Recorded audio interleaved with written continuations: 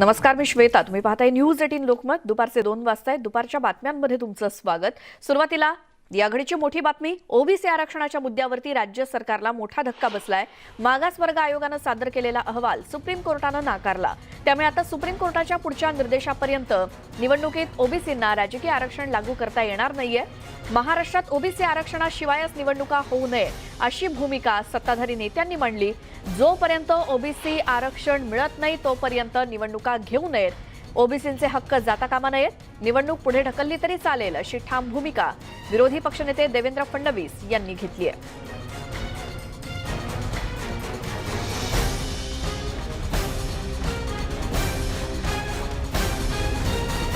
Supreme कोर्टामध्ये आज सुनावणी दरम्यान सुप्रीम कोर्टानं दिलेला हा महत्त्वपूर्ण निर्णय म्हणजे ओबीसी आरक्षणासंदर्भात अंतरिम अहवाल सुप्रीम कोर्टानं फेटाळून लावलाय.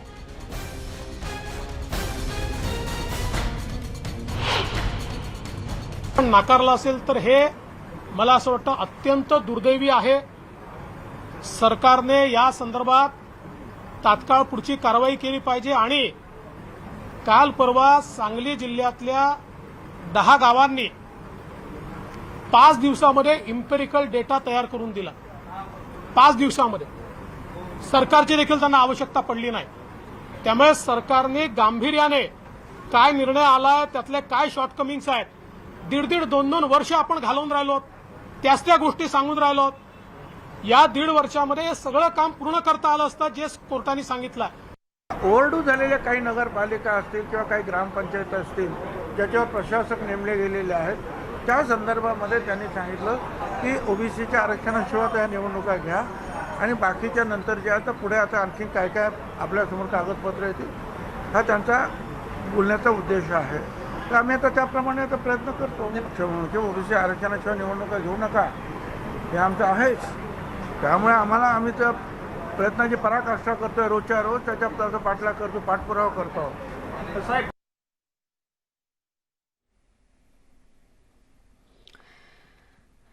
तर देवेंद्र फडणवीस यांनी सरकारवरतीच टीका केली. या गोष्टीवरून एकतर कोर्टाचा निकाल दुर्दैवी आहे असं सरकारकडून प्रतिक्रिया येत आहेत. मात्र आणखी काही नेत्यांच्याही प्रतिक्रिया आलेल्या आहेत, त्याही आपण ऐकूयात.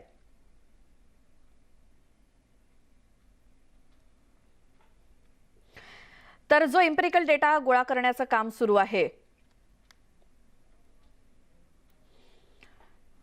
एम्पिरिकल डेटा गोळा करण्याचं काम सुरू आहे अशी प्रतिक्रिया वडेट्टीवारांनी सुप्रीम कोर्टाच्या निर्णयानंतर दिलेली होती. आणि आता सरकारमधल्या नेत्यांच्या आणि विरोधी पक्षातल्या नेत्यांच्या सुद्धा प्रतिक्रिया आलेल्या आहेत.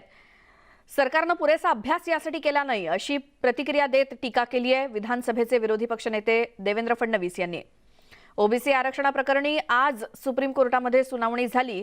यामध्ये राज्य मागासवर्ग आयोगाचा अहवाल सुप्रीम कोर्टानं फेटाळून लावला. राज्य मागासवर्ग आयोगानं पुन्हा तथ्यात्मक आणि व्यवस्थित अहवाल द्यावा असं कोर्टानं सुचवलंय असं ओबीसी आरक्षण प्रकरणातील वकील ॲडव्होकेट शंतनू घाटोले यांनी आमचे दिल्लीचे प्रतिनिधी प्रशांत लीला रामदास यांच्या सोबत बोलताना सांगितलं. काय झालं सुप्रीम कोर्टात हे जाणून घेऊया. माझ्यासोबत ॲडव्होकेट शकुल घाटोळे आहेत. आपलं स्वागत आहे न्यूज 18 लोकमतमध्ये. काय झालं आज कोर्टामध्ये? आज एक रिट पिटिशन लागली होती. त्यांनी जे आपल्याला माहितीच आहे एक जस्टिस निरगुडे कमिशन आयोग करण्यात आलेला आहे. त्यांची एक रिपोर्ट सबमिट झालेली इंटरिम रिपोर्ट किंवा 27% रिझर्वेशन दिल्या पाहिजे. त्यांचा जवळ जे काही डेटा होता सरकारने जे त्यांना डेटा दिला होता वेगवेगळ्या जे स्कीम्स असतात गव्हर्नमेंटचे त्याच्यात कलेक्ट केलेला डेटा, तर त्या बेसिसवर एक इंटरिम रिपोर्ट तयार करण्यात आली होती. ते सबमिट झालेली आणि स्टेटचं एक अप्लिकेशन होतं स्टेट ऑफ महाराष्ट्राचं. त्यांचं म्हणणं होतं की हे इंटरिम रिपोर्ट झालेली आहे, कोर्टाने परवानगी दिली होती इंटरिम रिपोर्ट करायची, त्या अनुषंगाने आता आपण रिझर्वेशन केलं पाहिजे म्हणून त्यांनी रिकमेंड केला 27% रिझर्वेशन द्या म्हणून. तर त्याला चॅलेंज करण्यात आलं. विष्णू गवळी नावाच्या एका ज्यांनी अगोदरही चॅलेंज केलं होतं हा इश्यू, तर ते रिपोर्ट त्यांनी चॅलेंज केली. काल फाईल केलं त्यांनी आणि आज लागलं होतं मॅटर. तर त्यात कोर्टाने म्हटलं की हे इंटरिम रिपोर्ट जे आहे याच्यात बऱ्याच त्रुट्या दिसतात आहे आम्हाला. त्याच्यावर डेटा जो त्यांनी जमा केला आहे तोही बरोबर त्यांना वाटलं की दिलेला नाही आहे, कारण जो डेटा सरकारने दिला होता त्याच्यावर कोणाची सही नव्हती. पण ते चीफ मिनिस्टर आणि डेप्युटी चीफ मिनिस्टर यांच्या समोर देण्यात आला होता, तर ते म्हणाले की हे बरोबर असलं पाहिजे. त्या हिशोबाने त्यांनी घेतला होता तो डेटा. तो एक मुद्दा होता. दुसरा मुद्दा, कोर्टाने म्हटलं की डेटसुद्धा नाही आहे रिपोर्टवर, तर आम्ही कसं मान्य करू. स्टेटनी म्हटलं की बा हा डेटा अगदी अप टू डेट आहे, कारण स्कीम ज्या चालू आहे स्टेटच्या त्या दरवर्षी अपडेट होतात हा डेटा. तर ह्या हिशोबाने इंट्रीम रिपोर्ट आहे, इंट्रीम स्टेजवर ही कन्सिडर केल्या पाहिजे म्हणून. कारण फायनली जे डेटाचं जे आहे डिटेल्स याच्या, ते सगळे फायनल स्टेजवर कन्सिडर करेल. प्रायमा फेसी वरून जे कमिशननी बघितलं म्हणाले, त्यांचा ओपिनियन असा आहे की हे इंट्रीम रिपोर्ट ह्या डेटावर बरोबर असलं पाहिजे म्हणून. कोर्टाने म्हणाला की नाही, हे इंट्रीम रिपोर्टवर आता तुम्ही ॲक्ट नाही करायचं, याला इम्प्लिमेंट नाही करायचं. पुन्हा एक त्यांनी एक अपॉर्च्युनिटी असं म्हणलं पाहिजे आपण दिलेली आहे, की म्हणजे कमिशनला मोकळं आहे कमिशन अजून एक पुन्हा इंट्रीम रिपोर्ट देण्यासाठी.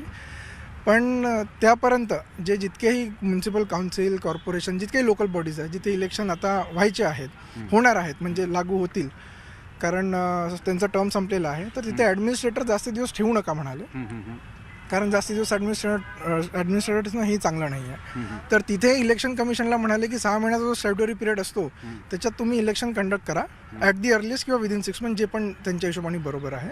आणि in the mean time commission पण फ्री आहे, मोकळं आहे की अजून एक कुठली इंटरिम रिपोर्ट देईल म्हणून. पण आता जी इंटरिम रिपोर्ट सबमिट करण्यात आली होती ते कोर्टाने म्हटलं की याच्यावर ॲक्ट नाही करायचा. नाही, जसं चर्चा आहे आणि कोर्टांचा जो आदेश आहे त्यामध्ये जसं तुम्ही उल्लेख देखील केला का अहवालावरती तारीख नसणं, हे कितपत योग्य आहे. कारण की जर महाराष्ट्र सरकार असा प्रकारचा अहवाल देतं आणि तुम्ही त्यामध्ये इंटरव्हेन्शन केलं होतं तुम्ही या सगळ्या याचिकांमध्ये, आणि एकीकडे सरकारी वकील आणि त्यानंतर तुम्ही इंटरव्हेन्शन केलं, तर या पद्धतीने जर कुठल्या अहवालावरती तारीख नसणे याच्याकडे कसं बघायचं.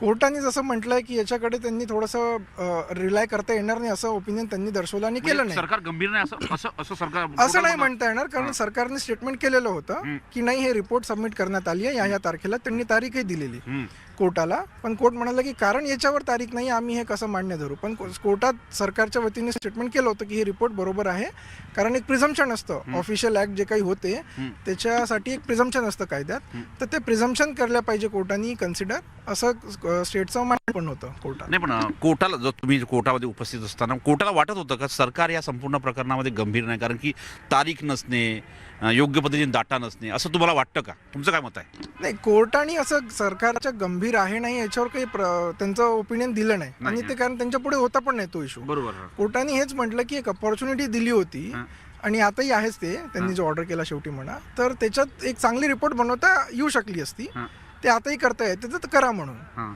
म्हणजे तुम्ही एक संधी गमावली असं त्यांनी म्हटलं, असं म्हणता येईल. असं म्हणता येईल ना? असं म्हणता म्हणजे कोर्टाच्या ऑब्झर्वेशन मध्ये असं म्हणता येईल की एक संधी कोर्टाने दिली होती सुप्रीम कोर्टाने ओबीसी आरक्षणाच्या संदर्भात, ती पहिली संधी गमावली, अजून एक संधी आहे. संधी आहे, ओपन आहे त्यांच्याकडे, कारण कमिशन संपलेलं नाही आहे, कमिशनकडे पूर्ण डेटा आहेच. अजून त्यांनी कोर्टाने हे म्हटलं की इलेक्शन कमिशनकडे काही डेटा जो असेल पूर्वीचे इलेक्शन्सचा, जिथे कारण म्हणणं असं आहे की बा पॉलिटिकल रिझर्वेशन आणि बाकी एज्युकेशनचं जो रिझर्वेशन आहे ते डिफरंट आहे म्हणून.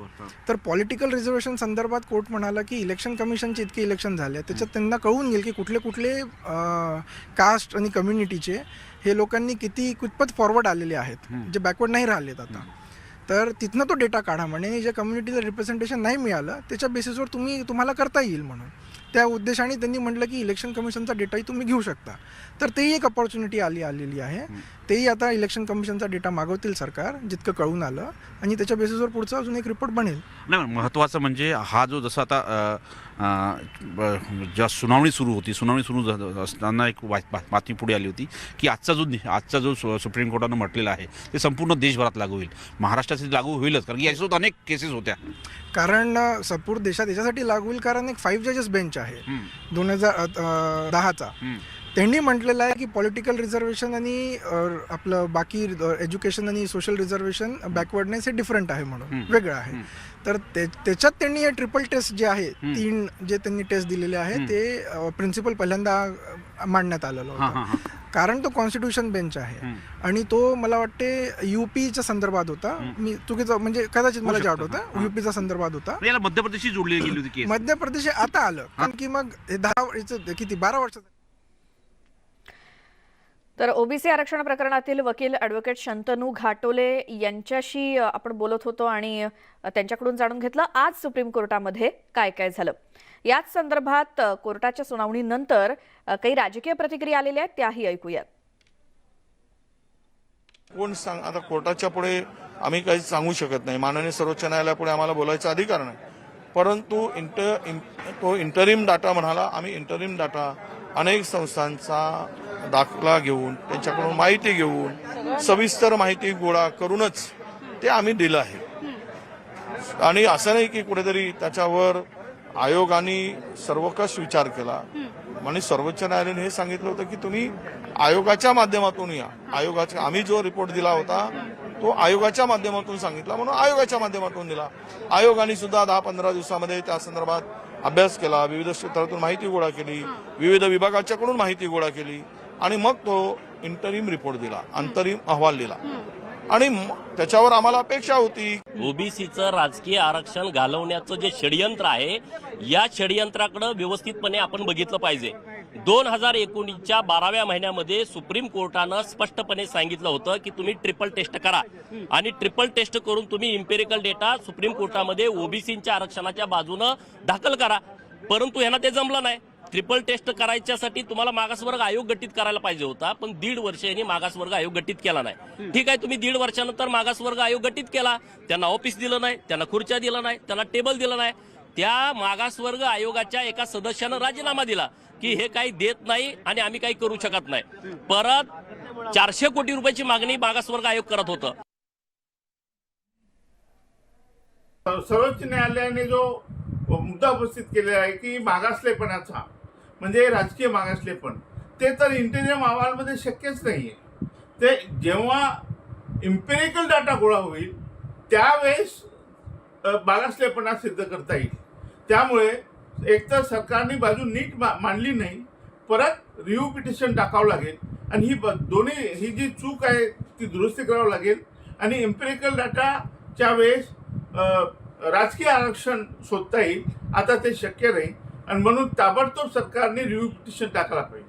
जे काही मान्य सुप्रीम कोर्टाने निर्देश दिले त्याच्या आधारावर राज्य सरकारने जो डाटा ओबीसीचा गोळा करून निवडणूक आयोगाला आणि मान्य कोर्टाकडे पाठवलेला होता त्याला मान्यता आज मान्य सुप्रीम कोर्टाने दिली नाही. त्याच्यातला काही लॅकुना असेल तर पुन्हा मान्य सुप्रीम कोर्टाकडे राज्य शासनाच्या वतीनं त्याचा पाठपुरावा केला जाईल. आमचा शेवटपर्यंत प्रयत्न राहील की ओबीसीचं आरक्षण ठेवूनच या निवडणुका व्हाव्यात. ही भूमिका महाविकास आघाडीची राहणार आहे. जे सरकार आणि राज्य मागासवर्गीय आयोगानं राजकीय दबावापोटी काही राजकीय ओबीसी नेते आहेत यांच्या दबावामुळं एंट्री ऑर्डरसाठी जो प्रयत्न केला जात होता, इकडून तिकडून डाटा जमा करून तो निदर्शनास आणून दिला. आणि या राज्यामध्ये वेगवेगळ्या जिल्ह्याची संख्या वेगळी असताना सुद्धा जाणीवपूर्वक तुम्ही सरसकट 27% आरक्षणाची मागणी करत होते आणि ही चुकीची असल्याचं आम्ही त्या ठिकाणी ठासून सांगितलं. आणि मान्य न्यायालय कोर्टाने आमचं म्हणणं ऐकून घेतलं आणि या सगळ्या आरक्षणाला स्थगिती देण्यात आलेली आहे. आणि जोपर्यंत इम्पेरिकल डाटा तुम्ही जमा करणार नाही तोपर्यंत तुम्हाला ओबीसी राजकीय आरक्षण घेता येणार नाही अशी स्पष्ट भूमिका त्या ठिकाणी मान्य न्यायालय कोर्टानं दिलेली आहे. सुप्रीम कोर्टाने सांगितलं होतं तुम्ही कुठल्याही परिस्थितीत इम्पेरिकल डेटा द्या, परंतु राज्य शासन देऊ शकलं नाही.